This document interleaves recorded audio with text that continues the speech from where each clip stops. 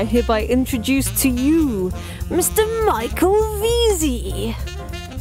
Two questions that arise out of that. And the first thing being the simple question of capital. So obviously you've been a very impressive entrepreneur for very many years. So I'd imagine you came into the Amazon business with a certain amount of capital. I mean, I don't know how much you allocated up front. I mean, it seems very 20 grand.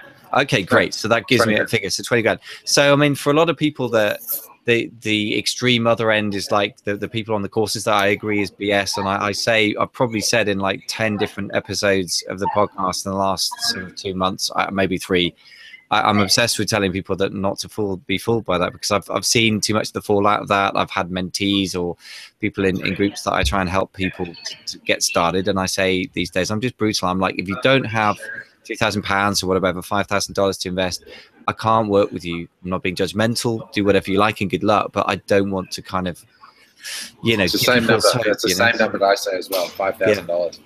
Interesting. So I was going to say, do you put a figure on it? That's okay. Good. So we're in agreement on roughly what the minimum figure is. So if you had just $5,000 to start with, which seems to be a typical figure that some people can manage, not everyone, is that even a viable amount to start a private label business? It is. But you just need to do a lot of research. I use Zonguru for tracking products. And in full disclosure, I own Zonguru as well, so everybody can know that. But it's basically a tool similar to AMZ Tracker or Jungle Scout. So it's basically AMZ or Jungle Scout, but it also has Feedback Genius, which is the email automation component built into it. But anyway, people say to me, oh, I've been tracking a lot of products. And I go, okay, let's first of all define a lot. And they'll go, I've got like 20 products I've been tracking. And I'm like, that's not enough. You need to be really tracking a lot of products, and just letting yourself fall down rabbit holes. Just be agnostic to what the product is initially. It's lovely if you can sell something that you're passionate about and that you love, and certainly start there and start tracking. But go as wide as you can. Just spend hours on Amazon and Alibaba and go to sites like Pinterest, which is a great place to go because it's a visual medium. And if you want to sell coffee cups, type in cool coffee cups or amazing coffee cups. And people have built, what do they call them, boards, full of like amazing coffee cups, So go and search out and look, but with, the premises, how am I going to make this visually stand out? And then when you get the data starting to be collected of sales, sometimes I fall off my chair with what some people, I found my younger brother wants to start now. My older brother's now a full-time Amazon seller. My younger brother is about to start, and I've been helping him with the research. And we just stumbled across a niche just that 2 weeks ago we started tracking, and it's just full of like unsophisticated sellers that are making money despite themselves. Like the number one result's got 3 photos which are bad, and they're making like 10 grand a month in sales. So they exist, but you've just got to go out there and just start tracking and be active, and invest the time. Everybody wants it now instead of just sort of tracking 100, 200 products and just seeing what falls out of that. So you reckon, to put a figure on things, so I'm quite keen on figures. I mean, everyone can get obsessed with them, right? I mean, right. Then they turn it into a sort of dogma. But I mean, 100 to 200 products is not too much to track, you think, over time. And then you begin to see some patterns emerge. You get a few winners begin to show their heads. Well, yeah, just to give you some specifics on tracking, right? So I'm not interested in tracking the number 1 product, right? I'm interested in tracking number 4 and number 10, and then go to the second page and track a couple on the second page. And I like to track products that don't have like 10,000 reviews. So if I like to be in niches where the average of the page 1, if you were to count up the average number of reviews of everybody on page 1, I want the average to be below about 60 or 70.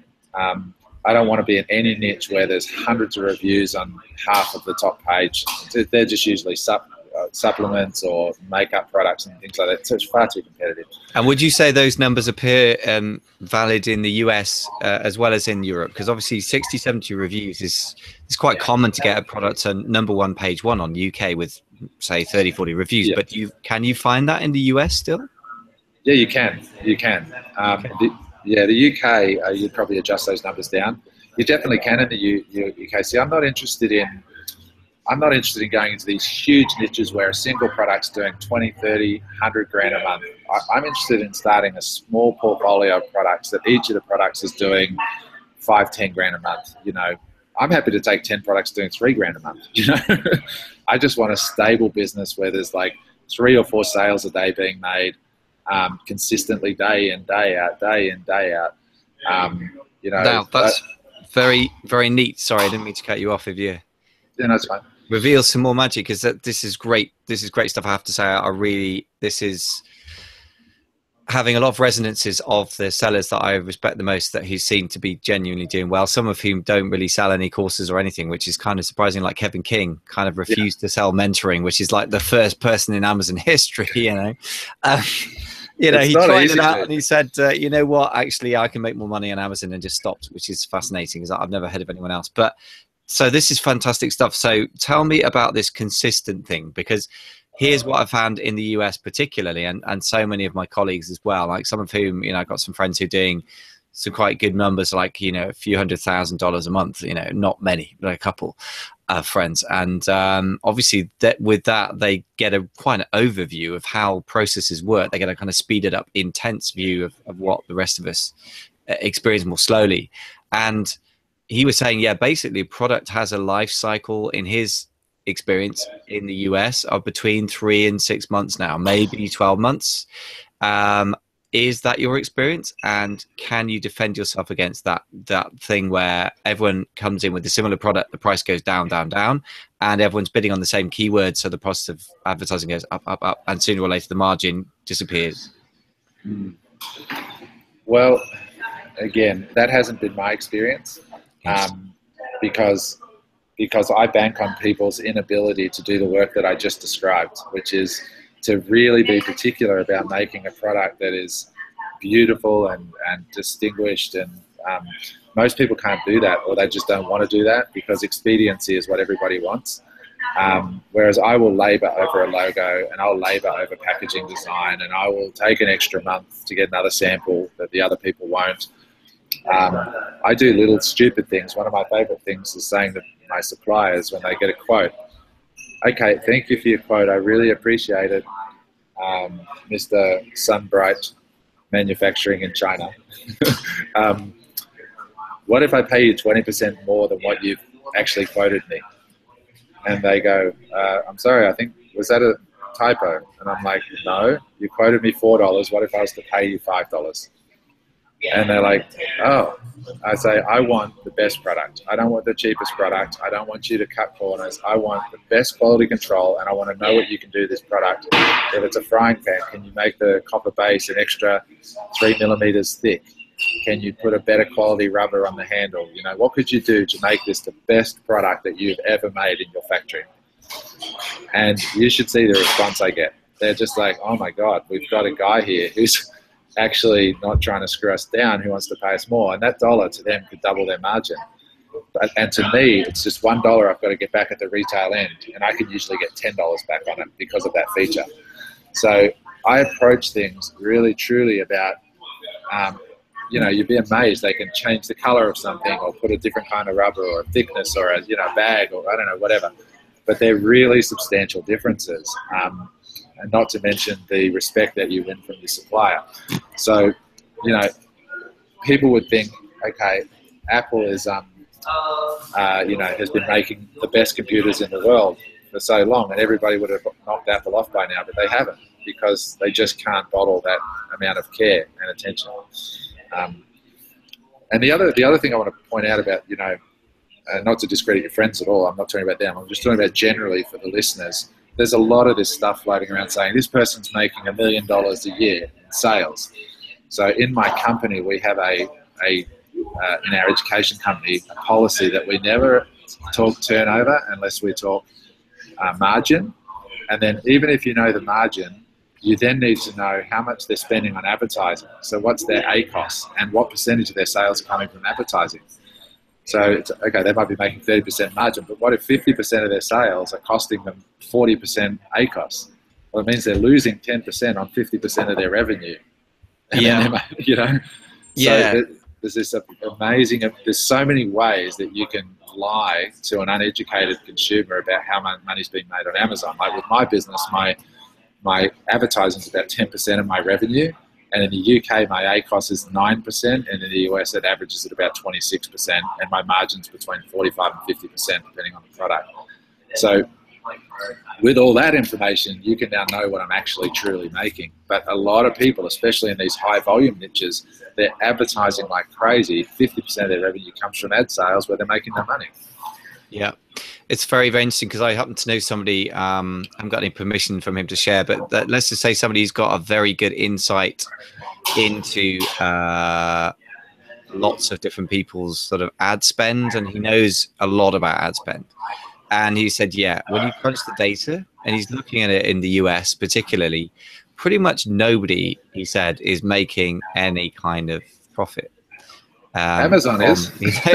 Any of the sales they're making via PPC. Doesn't matter what strategies they employ, whatever.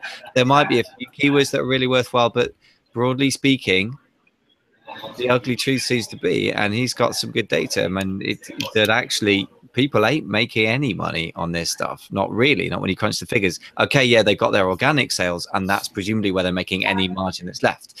So, that could still be a very worthwhile business if you're making good, some margin on a really big turnover. But I think, yeah, this ACOS thing is still not talked about enough. Tell us more about your view on what you need to measure.